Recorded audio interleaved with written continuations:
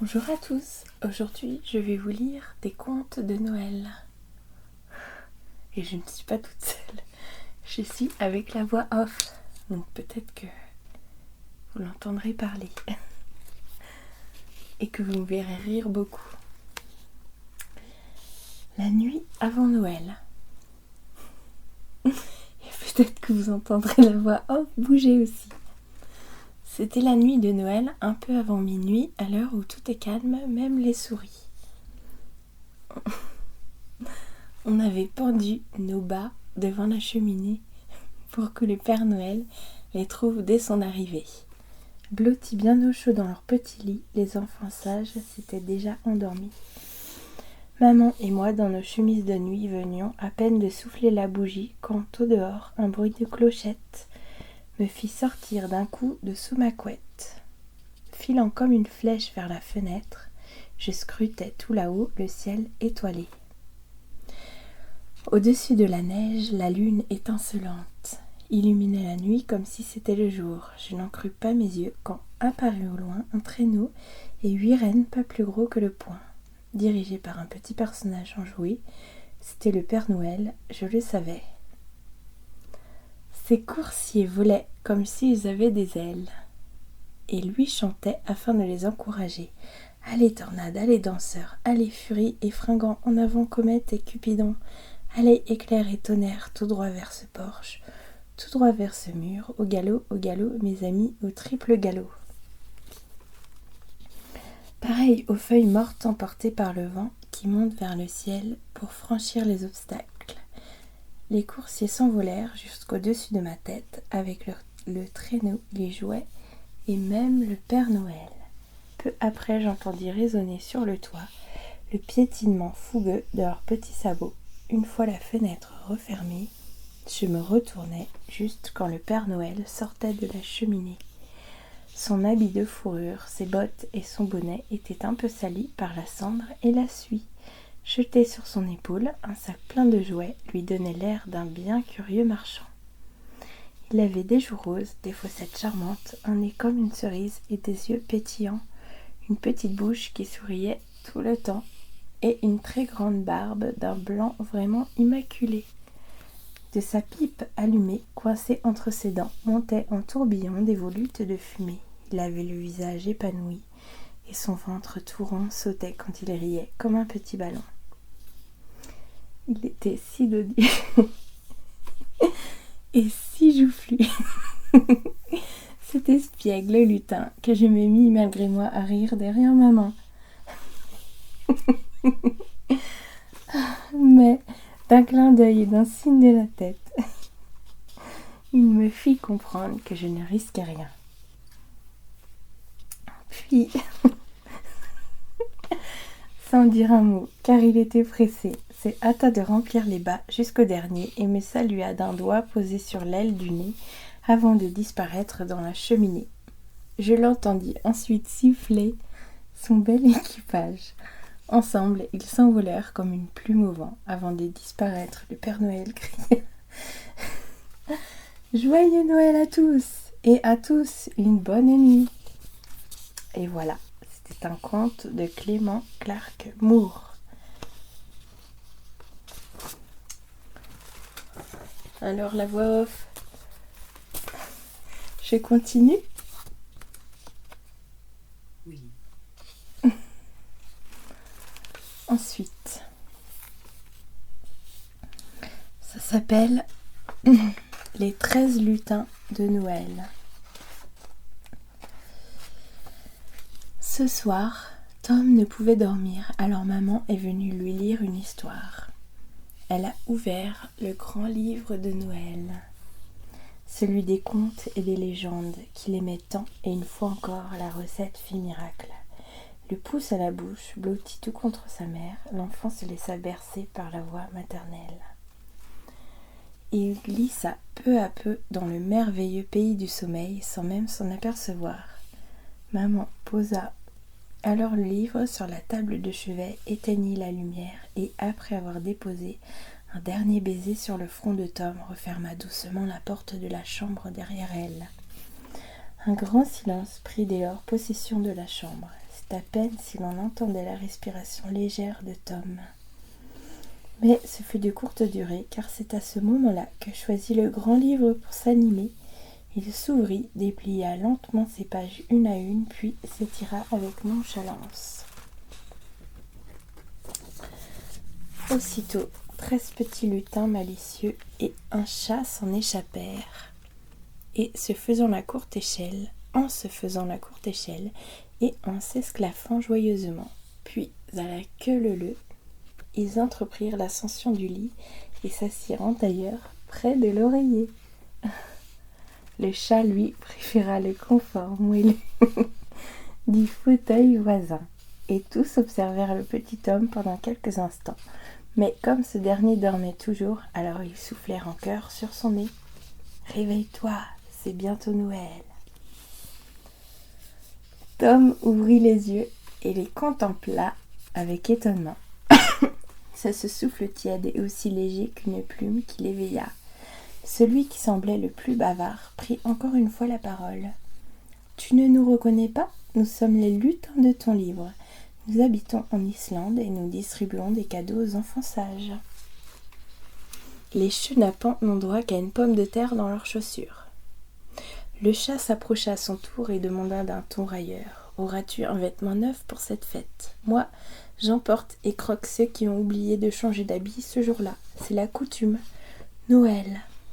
Les lutins l'écartèrent aussitôt avec colère, et le matou vexé n'insista pas, et il alla se coucher au pied du lit. « Tom, nous avons fait ce long voyage depuis chez nous pour t'aider à préparer Noël, car tu es le plus adorable des petits garçons. » Mais l'enfant n'eut pas le temps de répondre, car l'instant suivant, une pluie d'étoiles délicates et multicolores descendit du plafond et recouvrit le lit, le sol et les jouets de la chambre. La pièce fut illuminée alors par ces minuscules gouttelettes irisées et changeantes. À la vue de cette merveille, Tom battit des mains de bonheur. Puis mystérieusement, tout disparut, les lutins, le chat et l'étrange averse. Le petit dormait de nouveau paisiblement sous la couette, dans le silence de la nuit. Au matin, maman le réveilla avec une joyeuse impatience. « Tom, viens vite voir !» Et joignant le geste à la parole, elle ouvrit la fenêtre et elle poussa les persiennes. L'enfant vit alors un jardin magnifique. Durant toute la nuit, la neige était tombée et à présent recouvrait toits et arbres. Elle tapissait le moindre recoin du village d'une lumineuse blancheur immaculée.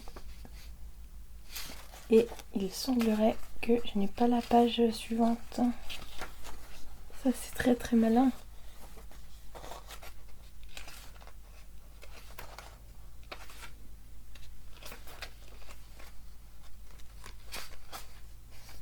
Eh bien non. Je n'ai pas la dernière page.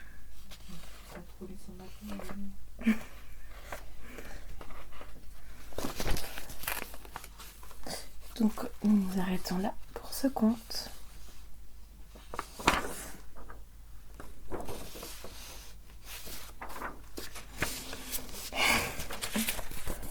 Alors, texte à méditer. Noël, conte de Noël. Alors là, je vérifie avant. Je contrôle donc mon matériel avant. Je vois que la voix off est très exigeante. On ne fera plus jamais aucune vidéo avec la voix off.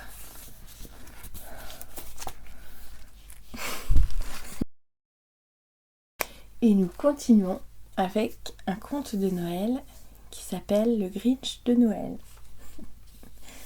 Et la voix off ne dira rien sur le mot Grinch.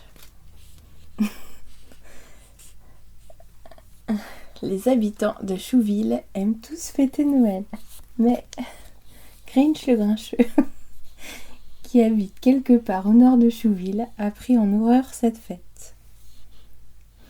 Maintenant, ne me demandez pas pourquoi, personne n'en connaît la raison. Peut-être que sa tête n'est pas bien vissée sur ses épaules. Peut-être que ses chaussures sont trop petites et lui compressent les orteils. Mais si vous voulez mon avis, la vraie raison de tout ceci, c'est que son cœur est 2 fois trop petit.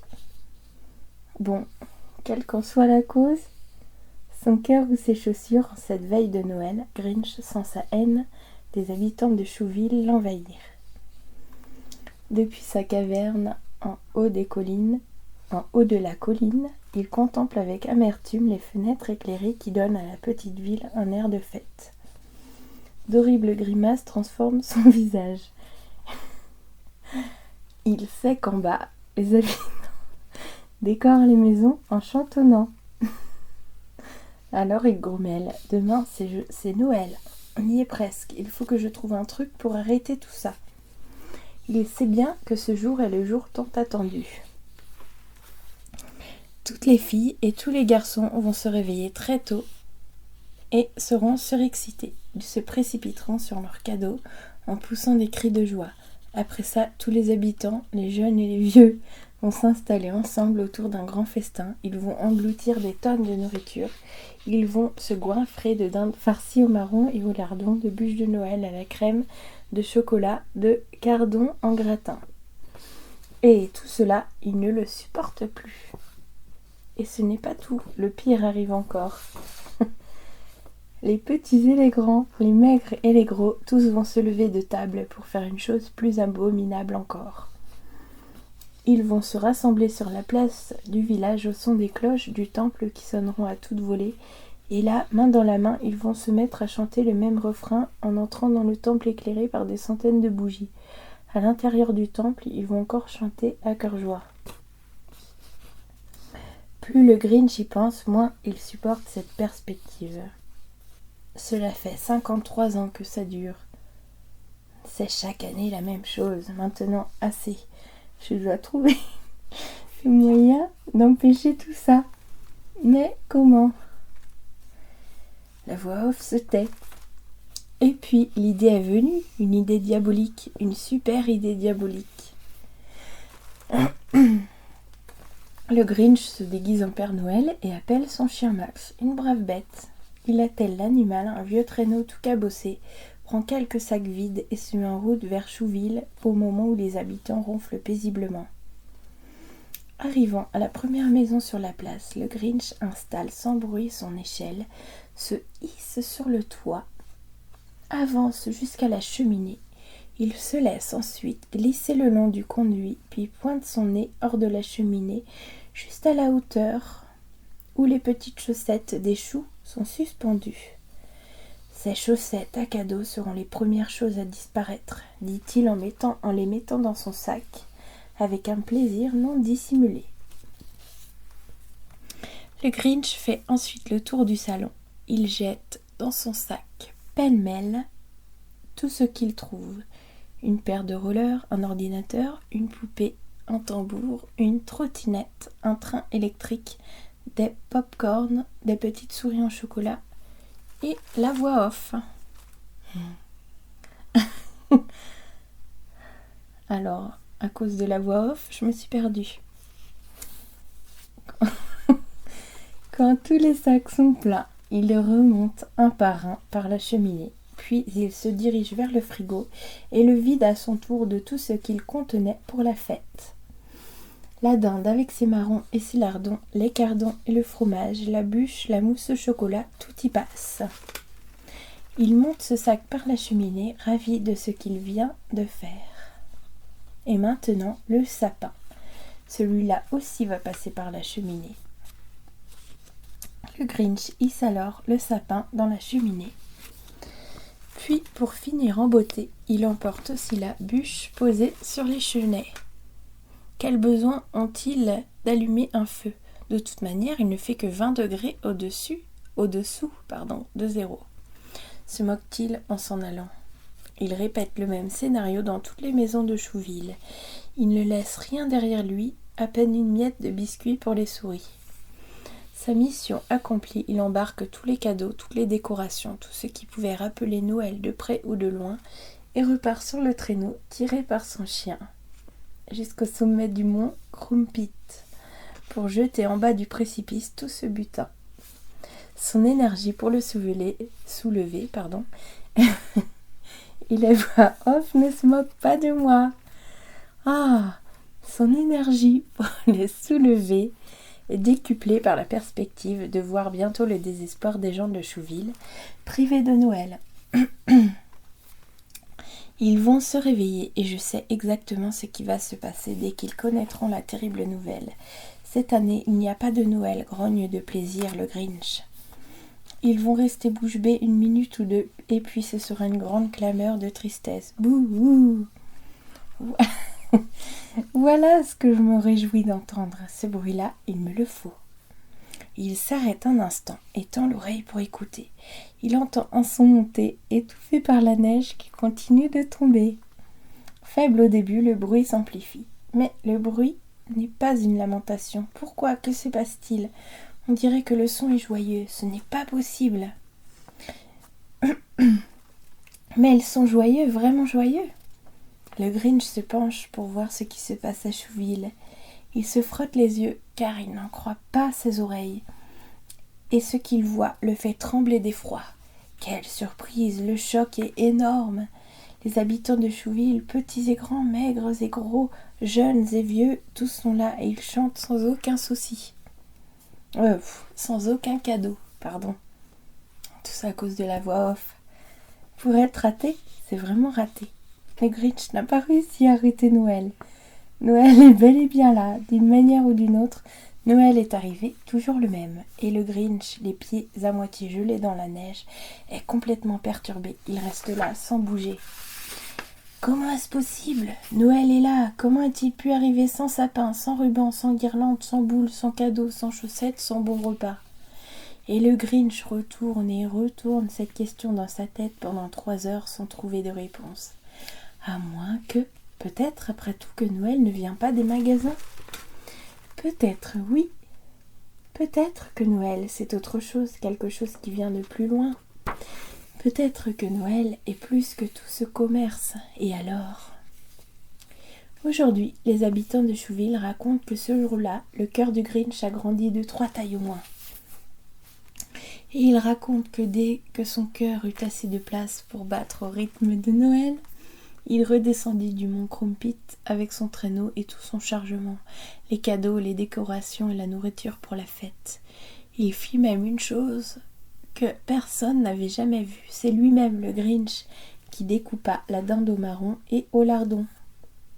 D'après un conte de Jill Bonning et Lynn Van Balen. Why the Grinch Stole Christmas. Et voilà, et je pense que nous allons nous arrêter là pour aujourd'hui. Alors dites-moi si vous avez aimé que la voix off soit là, qu'elle me persécute et se moque méchamment de moi et me fasse rire tout le temps. Alors je vous envoie des bisous et je vous dis à bientôt. Et la voix off aussi vous dit au revoir. Au revoir. À bientôt.